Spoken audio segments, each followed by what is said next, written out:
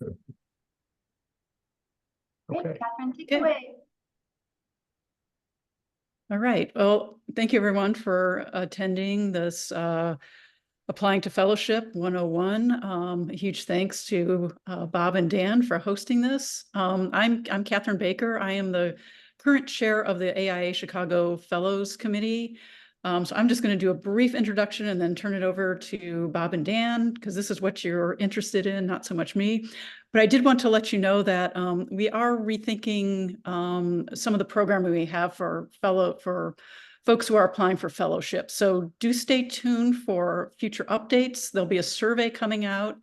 And then in addition to this program tonight and the storytelling program, we'll have some open office programming where we can meet in smaller groups, a little bit more intimate, and hear a little bit more about maybe some of the things that are stressing you out or holding you back from submitting. So with that, a huge thank you to AIA Chicago and a huge thanks to Bob and Dan. And I'm going to turn it over to you now and be quiet. So thank you. Thanks, Catherine.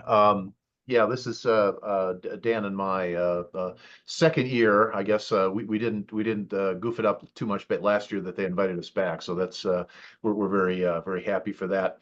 But before we get started and jump into it, got probably about 30 minutes of presentation material, and then we'll have a good opportunity for Q&A. But if you have any upfront questions or comments, you can include them in the chat, and then when we get to the end of the presentation part, we can take a look at that. And so if you capture any of your ideas as you go along, put them in the chat there. Thanks, that'd be great. Let's see here. And also, before we get into it, we've got some special guests here tonight. There's a number of folks from AIA Illinois, and they've been invited to join us here to hear how we approach this in the Chicago chapter. And here to speak to that a little bit is John Sievertson, and I believe Holly Geberding. You're also online too? I don't know which one of you is going to talk, but I'm going to go over to your slide and let you share what you wanted to share. Can you hear me? Yes. Yes, we can. Okay, that's great. I really appreciate that, Bob. Thanks. So Catherine, Bob, and Dan, thanks for giving me and Holly a chance. Just to be, so you know what we're coming from here, Holly and I serve as the regional representatives of the College of Fellows. And so we have different responsibilities there. One of them is to help to kind of nurture and identify candidates for fellowship. And the AIA Chicago program is such a good and strong program and is so well run and has been for so many years that both Holly and I share the view that it would be a good idea to try to create a parallel and complementary effort to that would be aimed more at fellows downstate. And so the purpose of a committee, which we would like to form, called the AIA Illinois Fellows Committee, would be to provide and identify downstate candidates, again, to complement the AIA Chicago group, which this is. So the committee would be maybe 5 to 7 fellows from around the state and would be administered through the AIA Illinois office. Eric Klinner has been tremendously helpful in working with me and Holly to begin to identify how to form this. We'll begin to generate recommendations from each chapter in the state. There are 3 other chapters beyond Chicago, and we're hoping to identify a few per chapter. Again, the basic purpose, process, and schedule will be modeled on AIA Chicago Fellows Committee. We'll follow basically the same timeframes.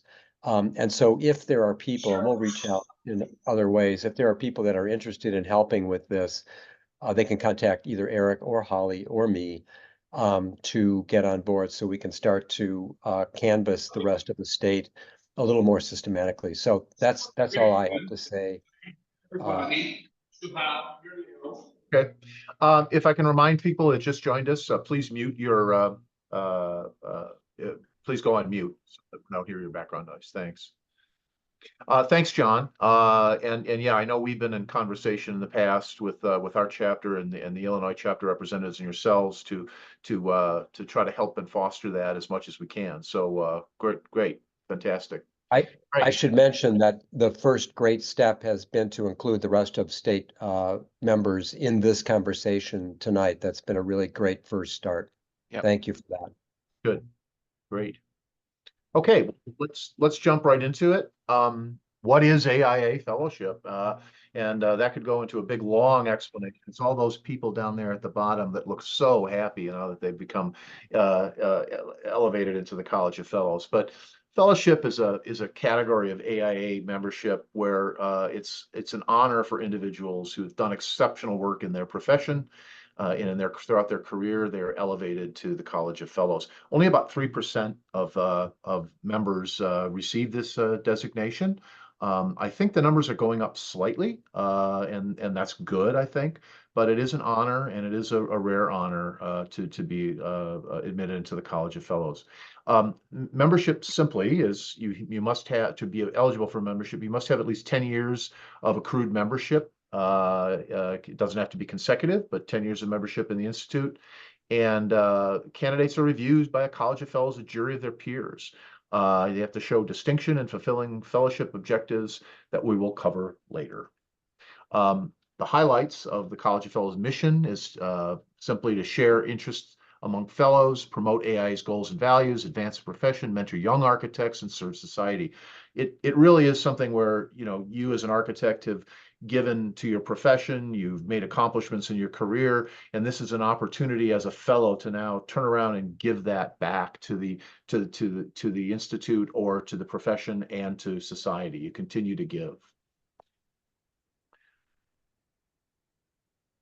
Dan, do you want to comment on? Yeah, I'll be the sidekick here for a bit. So the pro tip, not that I'm a pro, but again, if you have any questions in terms of your membership status and so forth, just check in both either with your chapter, or you can check in with AIA National to confirm that you're 10 years and you're golden. Yep. Assembling your team. Once you've determined you're eligible, and again, as Dan said, you can check the chapter to make sure. There are three groups of people that are going to help you with your nomination or with your submission. Those are the nominators, the sponsor, and the reference writers. And I'll explain what those are in a bit. The nominators, you can be nominated by a component, which means a group such as AIA Chicago Fellowship Committee, or some other committee, like if AIA Illinois forms their committee, that committee has the power to review a preliminary submission and nominate you on behalf of the chapter with the signature of the board president. Or you can seek nomination through other members. If you have 10 members in good standing of the AIA that can sign for you, that serves as a nomination, or 5 fellows in the institute that are in good standing, that also serves as a nomination. So there's kind of 3 ways to do that. The jury does not see who's nominated you, so it doesn't matter who's nominating you as long as they meet the criteria of being members or fellows. And there's a form there. New for 2025, I guess, is the form. If you look at the form packet and the online fellowship website, there is a form in there that you can pull out. It's pretty self-explanatory. Yeah, no, again, the Chicago chapter has been remarkably successful in terms of promoting their constituents, and I think what John and Holly are trying to do is then give a support system, a chapter or a committee that can then nominate in a chapter formation versus having separate individual nominators to support your case. So in my case, and I'm sure probably in Robert's and John's and so forth, Holly's, we were probably contacted by the Chicago chapter to say that, hey, we're looking at, you're due. That's right. Yeah, that you're eligible. Are you interested in applying for fellowship? And that's part of the survey that Catherine mentioned earlier that we're revamping now and going to be sending out to new potential fellowship applicants. Yeah. Okay, the second important person that is going to help you is probably the most important person in the whole process, your sponsor. Sponsor is obviously an architect, a fellow, who is a coach, an active collaborator with you, understands you and knows your career and can assist you. And I think the best line here is to be your best critic, someone who can speak to you clearly and intelligently, not just say you're great, you're the most wonderful thing in the world, but also provide you with critical advice, because that's going to be important as you put together your application packet. This last bit, you are allowed to switch sponsors to find a better fit. And what that means is, let's say in year one, you applied under Object 1, which we'll describe later what the objects are, but Object 1 is kind of design orientated. Let's say you apply under Object 1 and you don't get elevated that particular year. But the recommendations from the jury say, you might want to look at Object 2 because we think that we see strength in your portfolio there. So let's say in year 2, you decide to switch to Object 2. You can switch your sponsor, someone who's more appropriate to Object 2. So once you pick a sponsor, you're not wedded to them for life, but pick your sponsor carefully. It's important that someone who understands you and knows your work. Yeah, and in terms of the pro tip here, again, there are many examples where the sponsor is within the firm or a working colleague within an office that that you've selected that knows your work the best. Although there is a real advantage of having someone that's outside of your practice that can kind of signal to the community that you have a greater impact beyond the silo of the work that your particular office does. And so that again is a deliberation process that you can take on early on. The other thing that I would add in regard to the sponsor is it is a significant amount of work. So you should be friends. They should be willing to support you. And it may be an individual that has a lot of outside activities and that they might need an assistant. So my sponsor actually had an administrative assistant that did the kind of the cat herding of letter writers and so forth as the process unfolds. So just bear that in mind as you get into it. Very good. And the last group of folks that are going to help you with your submission are reference writers. They're going to be writing, these are at least 7 individuals that are going to write confidential reference letters on your behalf. 5 of those letter writers, those reference writers, need to be AIA members of any designation, fellow, regular member, emeritus member. But and the other 2 or more can be outside of the field of architecture. They might be clients. They might be professionals in a professional organization or in a university, a dean of a university or college if you're a teacher, et cetera. So there are other types of reference letters that can be added in there too. They don't all have to be architects, and they do not all have to be fellows either. That's a misconception as well. Mm-hmm. But they should know your work well, can speak personally to your contributions. Your sponsor will share the background information that you're going for and looking at so that they can cater their reference letter to the strengths of your submission as you develop it. You want to aim for a very diverse group of colleagues. I don't know why they put competitors in there. If competitors are going to write you a good letter, I suppose. Okay. But competitors, clients, students, as I said, deans of universities, try to get a wide range of voices that can represent your contributions. And also think about a broad geographic impact. If they're all from Milwaukee, Wisconsin, that's limited. You want to get a little broader diversity in your reference writers. So what you're going to want to do is then reach out to the letter writers that you have anticipated or writing, and it is wise for you to kind of give them some direction in terms of what you think they might be best at kind of burnishing in terms of the perspective from their vantage point. The last thing you want is everyone talking about an exhibit and just kind of overloading that aspect of you and not really looking at you as an individual that is seen in the community in different lights, whether you're an educator, writer, speaker, architect, designer, planner. As Bob said, the importance also is to kind of signal the ripple effect that you have had beyond the locale that you operate within. So I oftentimes look at this this fellowship process as basically writing tenure papers, and you're trying to articulate what your project is and how you have affected not only national but potentially internationally the kind of the area of opportunity or the area of work that you have mined. You know, try to get a breadth of locales, maybe different time periods within your professional career, and make it as rich as possible. Another thing And I'm sorry, I'm not answering to the last thing here, is that it is important for you to give some direction, but then you are going to let the sponsor deal with the letter writers independently of yourself, and you don't want a backseat drive, and you will not see these letters. Right. Once you've reached out and gotten acceptance of someone to write a letter on your behalf, you turn it over to your sponsor, who will then follow up with them and share the information. Because too much interaction between you and your reference writers apparently are grounds for disqualification, because that may, you know, come through as obviously, you know, it's loading the deck or something. So however they're interpreting that. Okay. Choosing your object.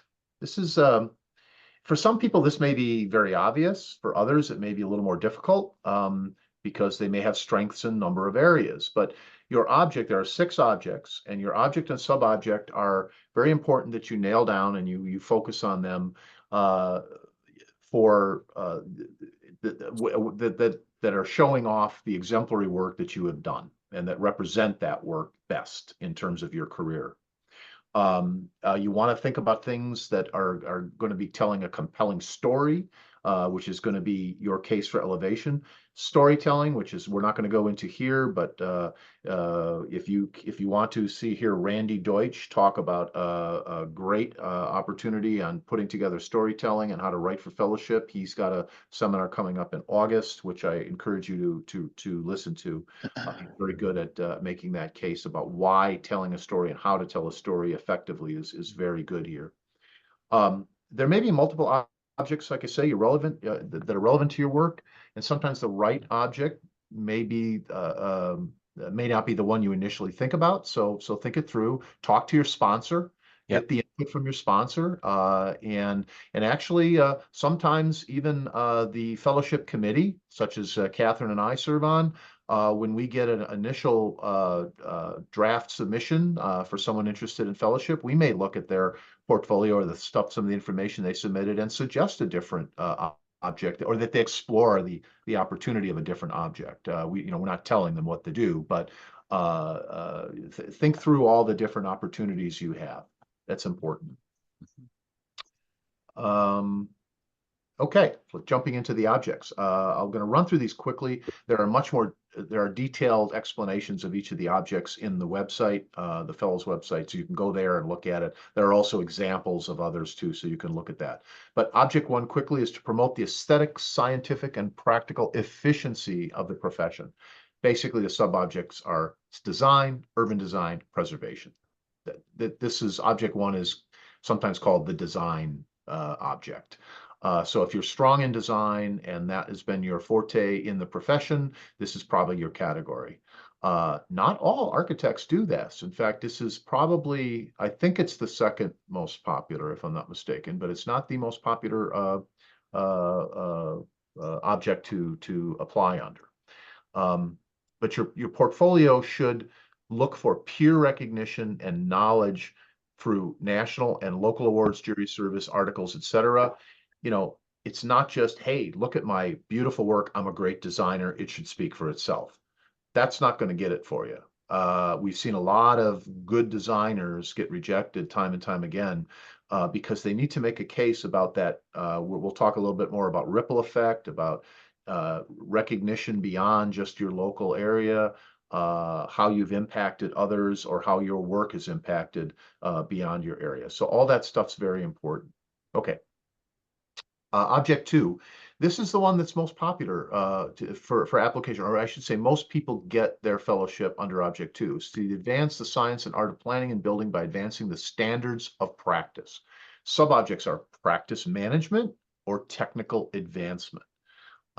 So this one is about, let's say you were a BIM manager 10 years ago, and you created a document that established your firm's BIM guidelines, and it was adopted by a national academic group and published or something. That could be a huge thing that really helped advance the profession. That's just one example. There are other technical advancements, obviously, that you may have done in your career, or multiple technical advancements that you may have done. So this is a very broad category. A lot of things fall into it, and when you look at the more detailed explanation, you'll see some of the breadth of what falls under Object 2. Object 3, to coordinate the building industry and the profession of architecture. And what this is about, you led the institute or led a related organization. You were actively involved in the AIA.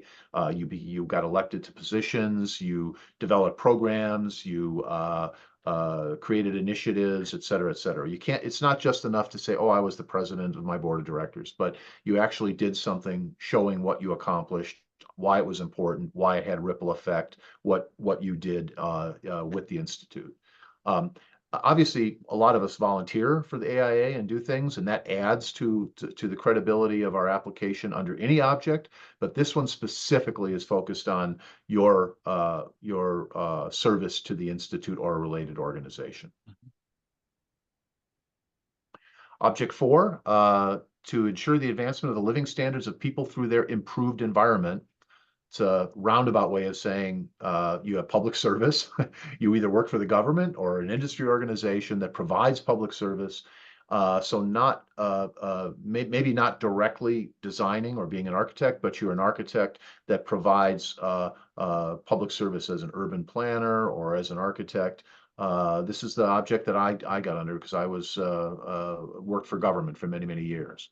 So how is your work affecting government policies? How are you making things easier for architects in the profession? Are you advancing and promoting good design in your public service? Those things would all apply for Object 4. Object 5, to make the profession of ever-increasing service to society. Sub-objects are alternative career, volunteer, or service to society.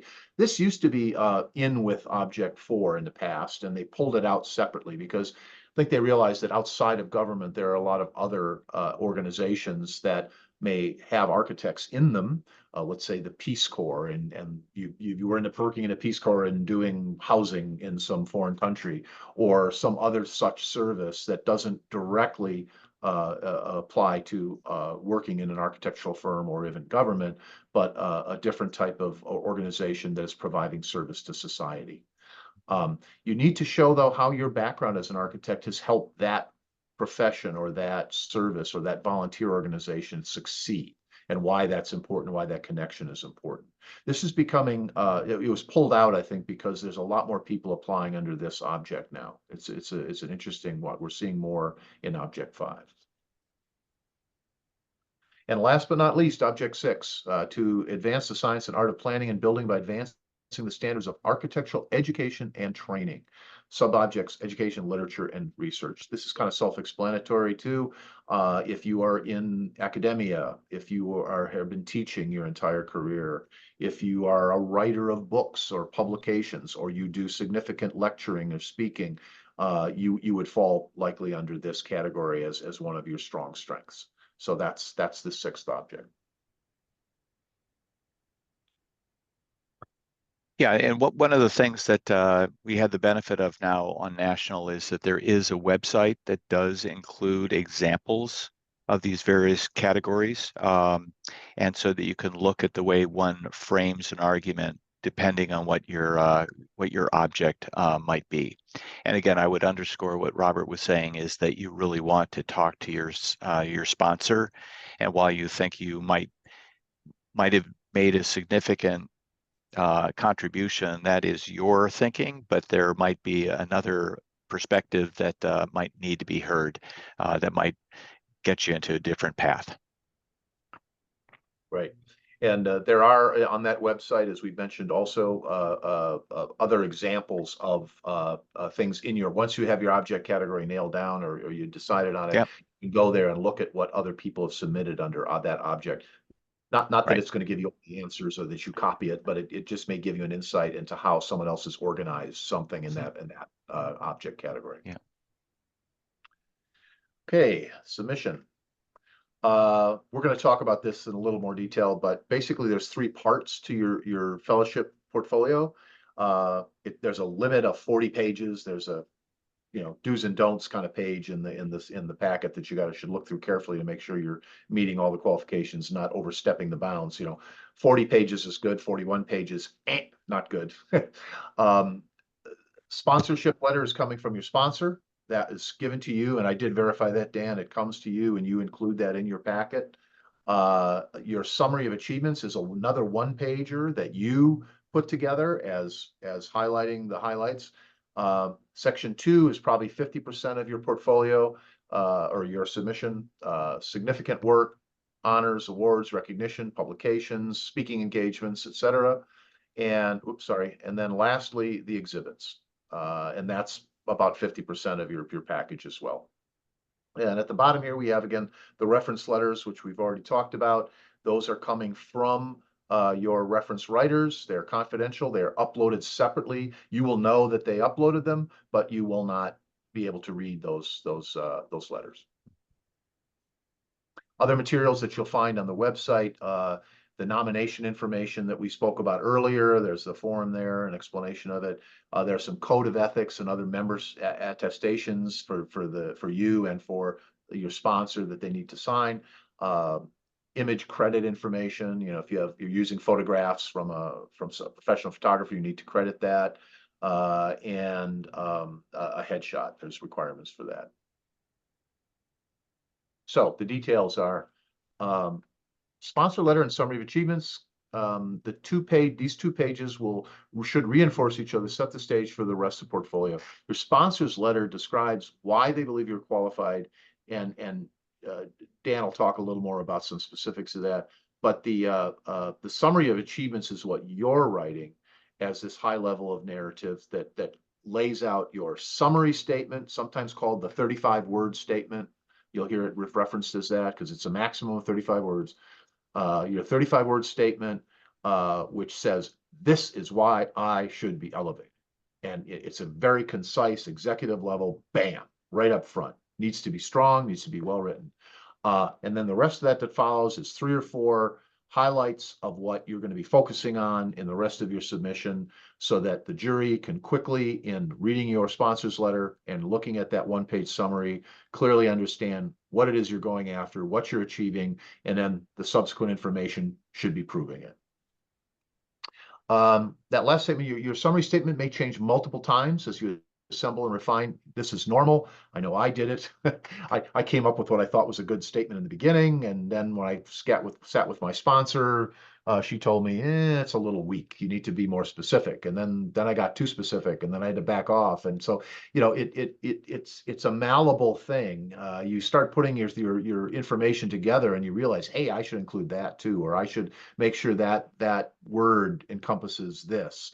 And so don't feel like you've done a statement in June and then you're wedded to it for the rest of the submission. Look at it, be critical about it, share it with others, see what others think, and make sure it's right for you. Yeah, so I would just say that summary, that 25 to 35 word kind of description of who you are is probably the hardest thing that you'll ever write. And I know I have a poet for a sister, and she assisted with some wordsmithing and so forth. But essentially, this is the 35 words that is stated as you walk across the stage to get your medal. And I think it is probably the most important thing. And as Bob said, it will change over the course as you assemble your exhibits, how you hone and form a specific contribution to the profession. And that's the key thing, is the lens, a focus of what you have done. Many of us have done many different things, but what is your significant contribution? So the summary statement goes up, and then you kind of back it up with the letter behind. This tip here was talking about your sponsor might want to hold off writing their letter until you've gotten your submission a little more in focus, so that they can be specific as well, and really pair their letter to your submission and be most effective. So just like the summary statement, you can keep adjusting that as you go along, that the sponsor's letter should be doing the same. Yeah, and again, your sponsor is going to be seeing all the exhibits, all the preparation that you put together. They may very well provide those exhibits to the letter writers, and so that they understand what they are also kind of like trying to frame. And again, your sponsor letter actually is probably one of the last things that's written before they send it off to Washington. Yep. Yeah. Section 2, significant work recognitions and publications. This is now, it's still a broad look at your impact, but it's starting to get more specific. You're starting to look at categories of or areas that you want to focus on within your object class and within your statement. It will start to illustrate your significant impact on the profession. Really important. It's you got to avoid using words like this suggesting the team did this, or we really hit it out of the park with our project. You need to get rid of your, my sponsor told me, you need to get rid of your Midwestern modesty, and you need to start using the word I. Not to be egotistical and not to try to claim things that you haven't done, but you need to make this about what you did and what you contributed to the project, the initiative, or the profession. That's what the jury wants to hear. They don't want to hear about a successful team and you were part of it. I mean, that may be a part of what you are, and it's okay to mention that in passing, but you really need to focus it on what you did and what you contributed to the advancement. And that last point I think is really important too. Sometimes we fear having too much white space, that like, we're not filling enough, putting enough information or utilizing all the paper the way we could. And that is one thing. You don't want to have, half pages in your 40 pages of submission. But at the same time, having too little white space on your, can be challenging to understand for the jury. You do not need to get into the minutia. You do not need to describe every step of every process, because you will lose the jury. You will start getting them overwhelmed with the detail. They don't have, we'll talk a little bit later about how much time they have to review these things. You want to make sure what you're providing is clear, succinct, and effective and efficient. Don't think that that more information is better. Yep. Our committee more than once a year is or through the mentoring process is advising people to do exactly this, to cut back on some of that. You don't need this, you don't need that to tell your story. Just tell what's relevant and important to drawing it back to your main points. Last section, about half your submission, is the exhibits. Now, in contrast to the last section, here's where you can get a little more in-depth. Here's where you can explore a little bit about the specifics of a project, because you're only going to be submitting 7 to 10 specific projects that illustrate as examples to support your case for fellowship. Again, you want to still emphasize your contributions, discuss how your involvement contributed to the success of that project or that initiative or that program. But you want to try to tie that directly back to the object in your summary framework. Keep thinking about how that goes back. We've got some hints again at the end that can help you with that. Let's see, lead with your strongest work so that the people can see right away what you're talking about. When they see their first example, like, oh, I see what this person's going after. I get it. Yeah, maybe just now with the pro tip is please try to steer clear of your marketing department if you have one. If you're supported with one, you want this to be coming from you. Yeah, it's this should be coming from your voice. What do you find most fulfilling, or what you accomplished with this specific exhibit or project, why it's in there. Right. Reference letters, as we mentioned before, these are confidential, so the writers will submit them separately. You will not see them. When you enter your writers, you will enter your writers' information into your application. They'll receive an email. There's some process there where everybody gets notified. You can track. Well, I think I'm stealing your pro tip there, Dan, but that's fine. Go for it. You can track the uploads of that they submitted their letters. Or your sponsor can send a reminder to them, say, hey, get that letter in. It's getting to be the deadline. That's what your sponsor is good at. They can nudge your letter writers to ensure that they're getting them in on time and they're appropriate. Yep. Okay.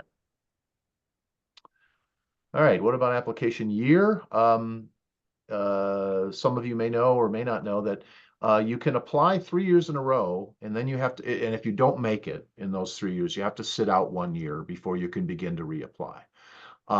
So if you have not applied in any year previous to the current one, that's considered your first year. So without going through this weird explanation, if you applied 1 year and didn't make it, and you sit out a year, and then the next year you apply, that's considered your first year again. Okay. So you can apply 1 year, second year, third year, 3 in a row, then you have to sit out for 1 year. It's kind of what anytime you take off a year for one reason, you become a first year candidate again. Yeah. Do you want to take this one, Dan? I think you were talking about this last time about the. Boy, let's see. Or do you want me to? Yeah, it's basically that you can add letters to them, and then you have the choice of whether they just reuse the previous letter or whether you want them to redate it or write a new one. Oh yeah, that's right. Yeah, yeah. Basically, second and third years can add more reference letters, is what it basically says. Yeah. And the last bit is important too. You don't need to do your nomination over again at all. Once you're nominated, either by your fellowship committee, your local fellowship committee, or by the 10 architects or the 5 fellows, you're good. You do not have to resubmit any kind of nomination. Once they find you eligible, you can continue to apply to national.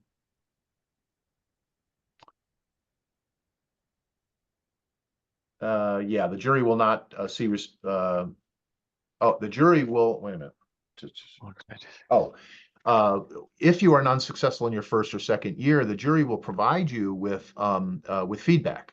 It won't be one-on-one personal feedback, but it'll be written feedback, and they'll try to highlight the strengths and maybe areas for they'll highlight the areas for improvement, or something that they didn't understand maybe about your submission, or something they felt needs more clarification. That's extremely valuable information, and you should treat it as such and make sure that it is responded to in your subsequent submission. So that may take some finesse and some good editing to edit it into your document for the second go around or third go around.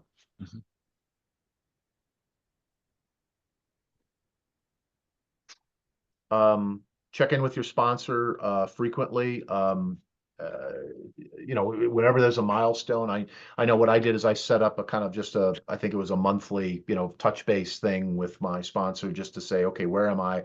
It also gave me a deadline to try to have some more information available for her. And then it gave her some time to review it and come back with some comments. And that was very helpful feedback and information for me to then, take that and work on toward the next goal. So make sure you do that. Your chapter is a great resource also to help with your preparation for full portfolio. Unfortunately, we just lost, Steve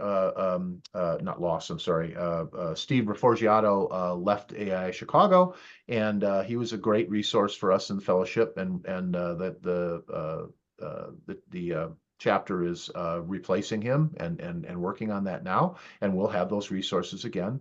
The fellowship committee is also there to help you with any questions you may have as well.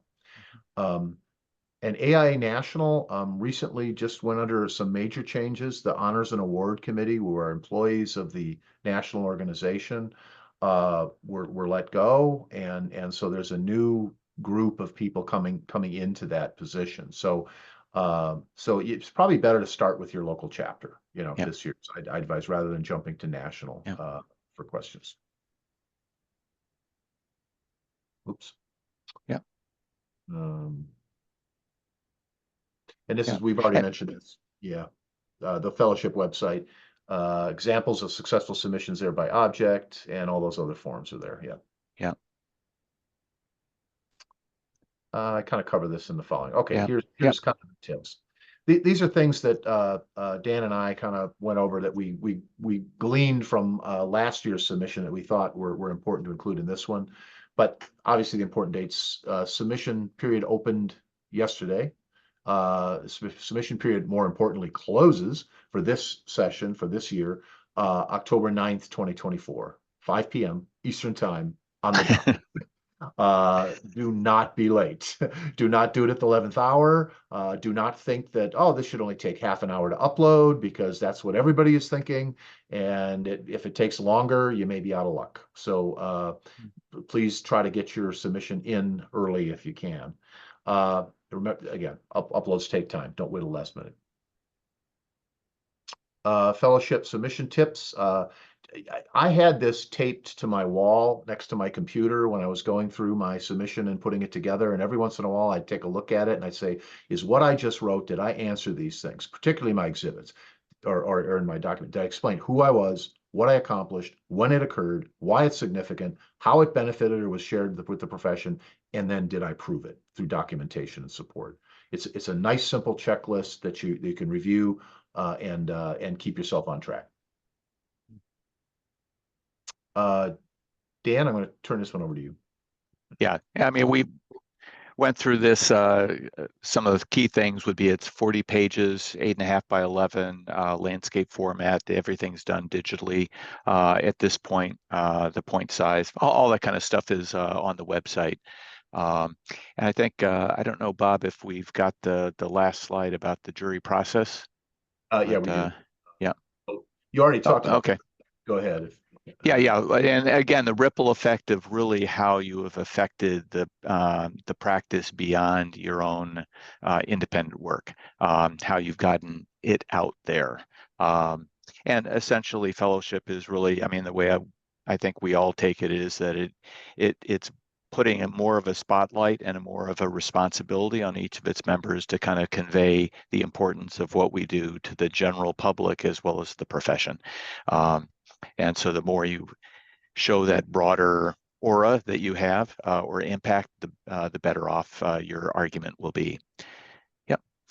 I'm going to add to that too, that we think of, if we're thinking about a designer or something, it's not necessarily, oh, I designed a building in California. Well, yeah, that works. Okay. But it's also that, well, right here, I developed a document that illustrated this type of building construction technique that got published or got executed or used or is now used as a teaching tool somewhere else. There's a lot of ways to get ripple effect, and that's what you need to be thinking about. What impact has your advancement of the profession had beyond just your kind of close-knit environment? Okay. The National Jury of Fellows is 7 members that are nominated by the National Secretary and approved by the board. Normally they rotate through. There's like 3 that are on, 2 that rotate out, and then 2 new ones, and then 2, so there's a mix of people who've had experience on the jury and who don't, so that you're not, if you're submitting in year 1, year 2, you're going to get a different jury. There's going to be different people. In year 3, it's going to be different people. So there's a different group of folks that are in that jury. And they try to do the best they can, and they're pretty good at being getting a diverse group of members from different geographic regions and different fellowship accomplishments or object classes. Mm-hmm. the evaluation process is that each or individual jurors, the 7 individual jurors, are assigned to review in detail a fraction of the total of candidates. I want to say there's probably about 200-ish, if not more, maybe 250 that could be. It varies every year. So they divide those up and they spend a number of, obviously weeks reviewing in detail those submissions. A juror cannot review candidates from their own firm or even their own state. So, and then a juror also must recuse themselves from candidates that they know personally, which makes sense. Deliberations then occur in a week. The jury meets. Each juror presents their assigned candidates to the voting members in 5 minutes. And then the presenter draws attention to what does or does not support claims. The presenter answers questions to the jurors, and the jury probably discusses 10 to 15 minutes. There are no quotas. It can be a different group, a number every year. It's all individually based on specific merits. This last year, I believe there were 98 folks elevated to fellowship at convention. I think the year before it was 88. A few years ago, it was 135. So it really depends on how many people are submitting and the quality of the submissions. Anything you want to add, Dan? Just that, let's say if you have 7 jurors and you're dealing with 200, you might have 15 to 20 candidates that you know quite a bit about, and you need to very quickly in 5 minutes say, hey, this person is worthy, and why are they worthy? And so really a lot of this is a design problem of giving them the ammunition to be able to sell your case. And so again, going back to the summary statement, giving them an understanding of how you want them to present your case, and then let them point out things in support of it. Very good point, Dan. Thanks. Yeah, it's kind of like looking through a portfolio that you get online, for a job applicant. Is this person interesting? And you need a quick synopsis, an elevator speech. Apart from their notes, they're going to go back to that first page and say, oh yeah, I remember this candidate, because there's their statement, and bing, bang, boom. Those are the things I remember seeing in their submission, so that's really good. Great. Yep. Well, that brings us to the end of our prepared presentation. So hopefully we have some questions and we've got some time left and people can stay as long as they need here. So how do we want to do this? I'm seeing I saw one question in the chat early on that just said, how do we determine our sponsor? And that is totally up to you to determine. Once you are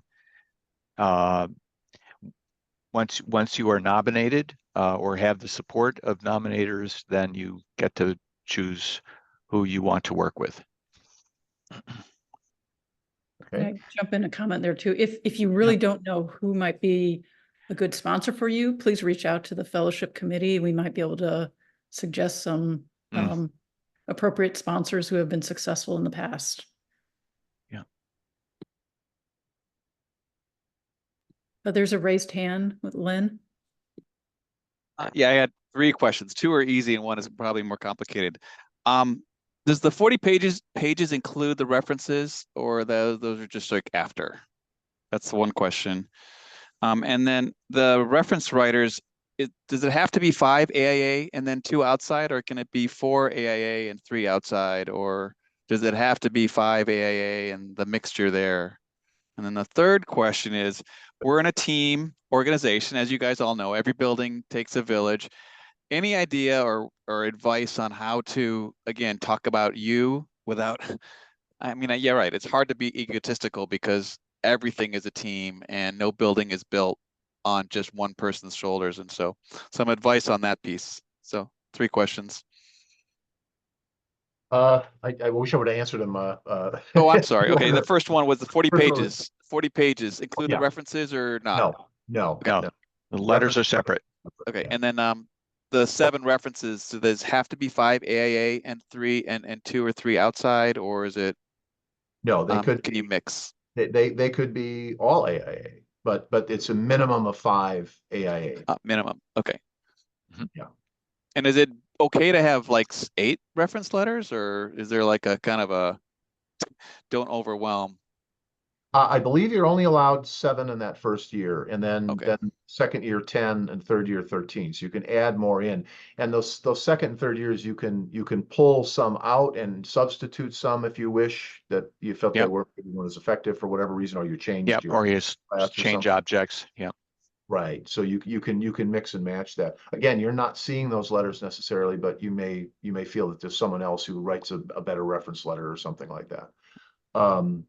So it is limited to the number. But my suggestion might be too that you think about having 8 or having someone in your back pocket, just in case, because if someone doesn't submit, or at the last minute, something happens, you never know. You maybe want to have somebody that has one that they can submit for you. Yeah. Your sponsor can. And and your question about recognition with in your office, the work that you've accomplished and so forth. I recall in '97 when I applied, we had to have one of our partners initial. There was a thing that you had to sign to say, yes, this is your work, or we acknowledge that this is actually your stuff.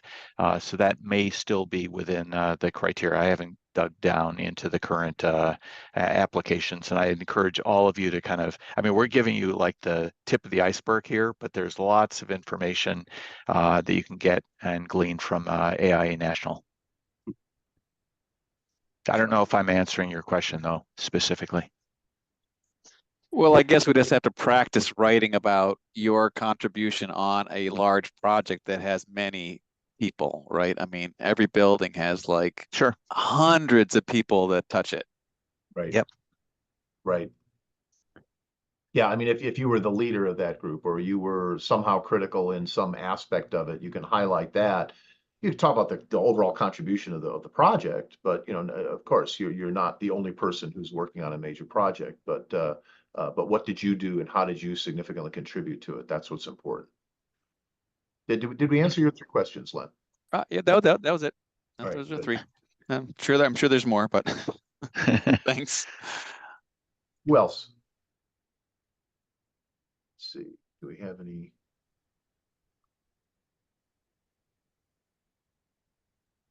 See if there's.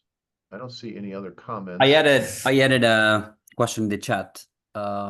It's just about if when you go for a second year, do you need to redo the sponsorship, or the same letter, that part can be just recycled? Sponsorship letter. Well, I would think that you don't have to recycle it, because you're likely, or you should be probably, adapting your submission to reflect the comments you may have received back, and to make it better, improve it for the next submission. So your sponsor's letter might need to reflect those changes.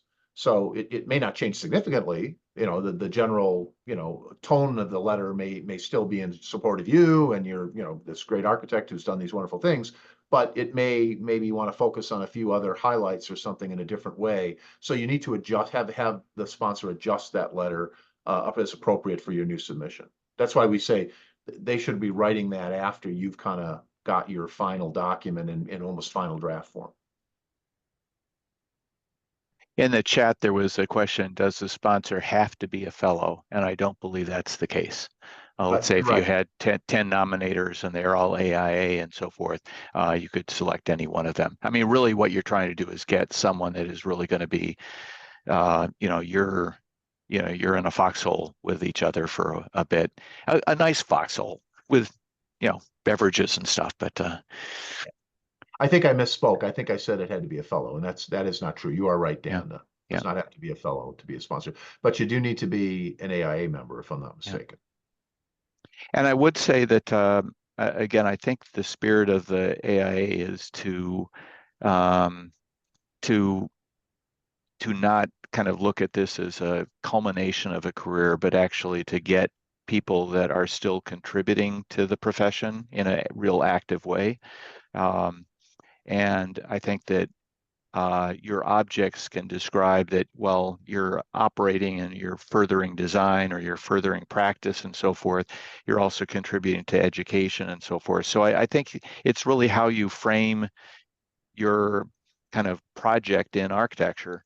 And so young candidates are, I think, welcomed to a large degree. They have more miles to go to kind of prove their worth.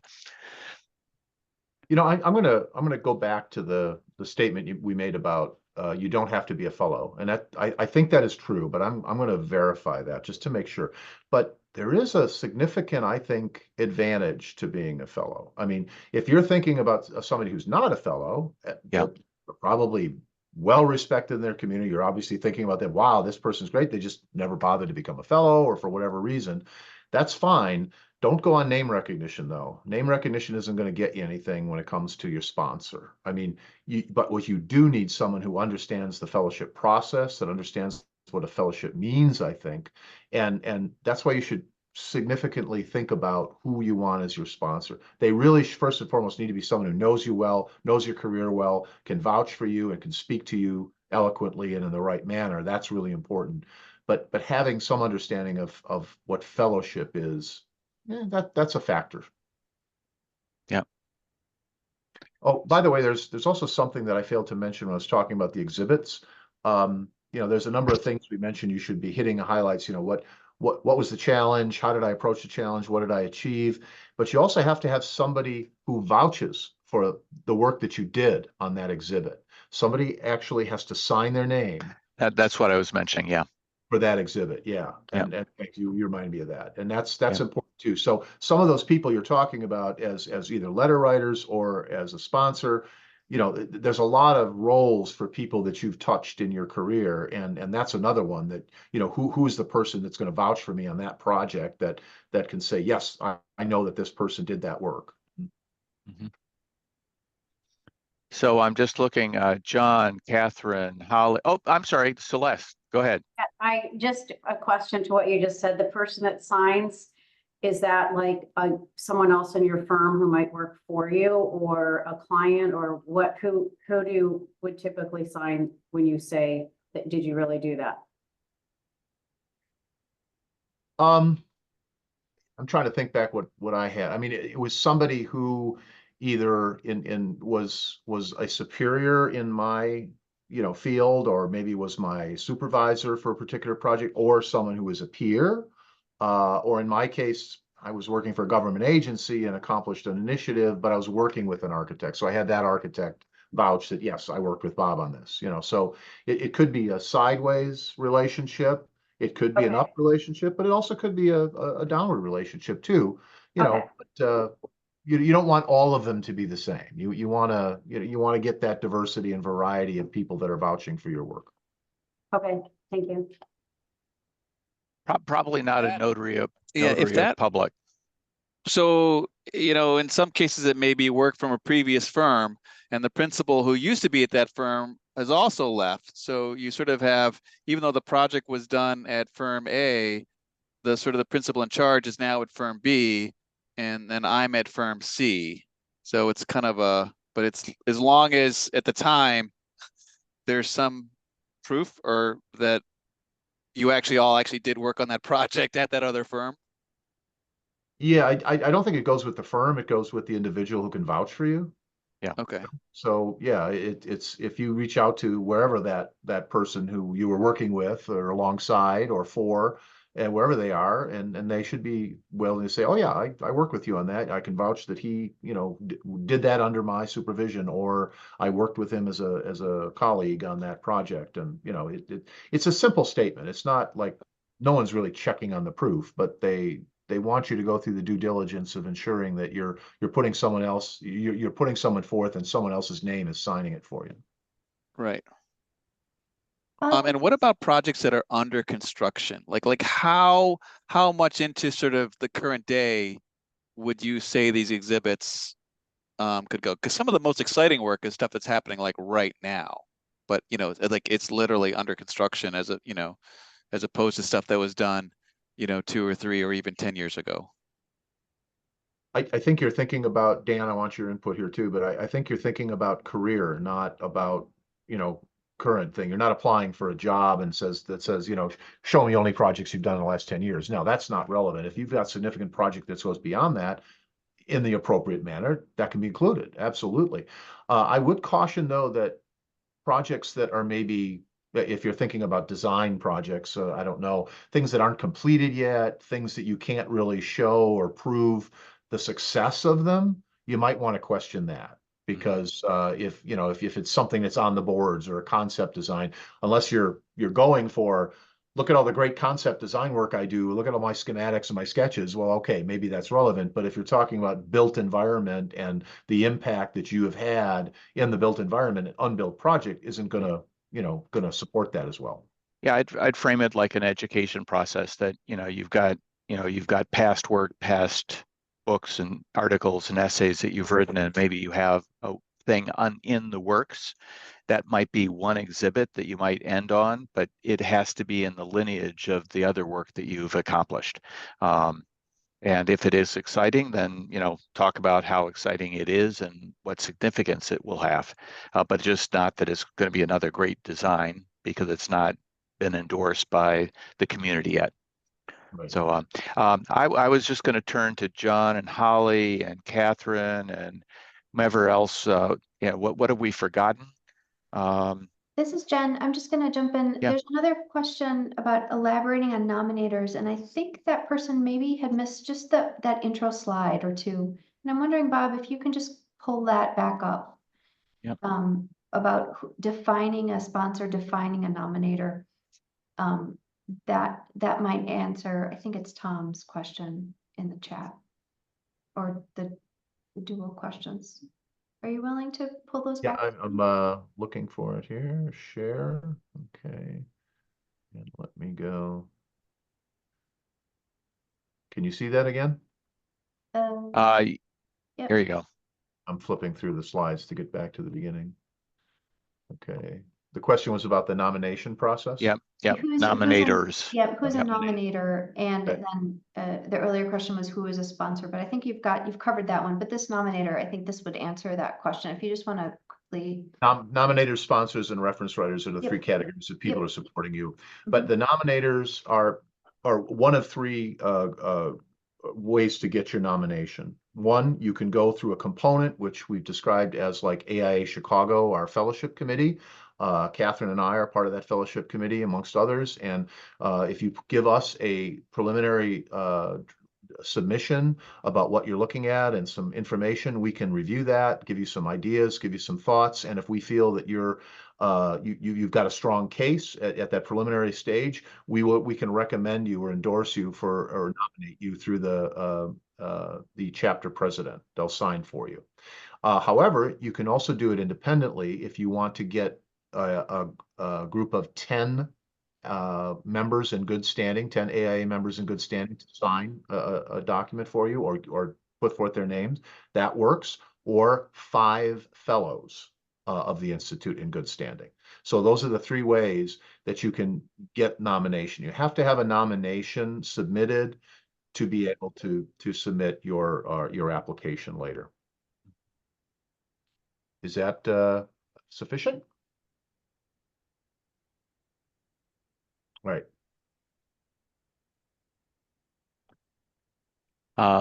Let's see, there was a question about, do we know who the jury for this year's process is? And we don't. But again, if you have questions about that, Carl DeSillo would be, he's a recent jury member. He'd be happy to talk to you, I'm sure, in terms of how the process has gone in the past. Yeah. Yeah, there were some changes this year. We won't go into the details, but so it may be a new jury this year. Yeah, we'll see. We don't know how the layout. We don't know yet. Mm-hmm. I can just jump in from Brent's question. Yes, of course, we'll send the recording out. We'll update the slides and so forth on the AI Chicago's website. I have one more question as I'm running out the door. Like if some of the exhibits are like articles or books or things you've written, as opposed to like design projects, how do those sort of translate into exhibits or lectures you've given or things like that? Any thoughts on how to translate that kind of stuff into compelling visuals? Well, I would suggest that, not knowing what you're planning on submitting under, but a lot of what you've mentioned goes into section 2, which is kind of your backup material, your awards, your honorariums, your literature, things you've written, speaking engagements, etc. Those are kind of that ancillary support to shows that you have contributed to the breadth and width of the profession in many, many different ways. If you want to use some of those things as exhibits at the end, because remember, you're only limited to 7 to 10. That's it. But if you wanted to use, let's say you wrote a book and you want to use that book as one of your exhibits, by all means, I put in a publication, a series of publications that we produced for the General Services Administration that ended up being 20 different documents about building design standards. So I included some images of the covers of the books and some details from them to illustrate the graphics of what I was saying was an important initiative that I'd helped develop. So you can use graphics. You don't have to use pictures of architecture and everything. If you've got something that doesn't fit the architectural photograph genre, by all means, use graphics, use something else. Yeah. There's another method to show ongoing community involvement or practice area involvement through the years. So you could do a timeline that describes what you're doing in practice and design and lecturing and, education, teaching, all that kind of stuff. And you could actually make that into an exhibit to just show, oh my God, this is not like a one trick pony. And as Bob said, it might be that you have, half a dozen images of publications and so forth that, again, you're not going to include the entire essay, but you can actually describe that graphically. So it's just not a line on a resume, but it's actually a visual cue to something you did. Yeah. Yep. Thanks. Yep.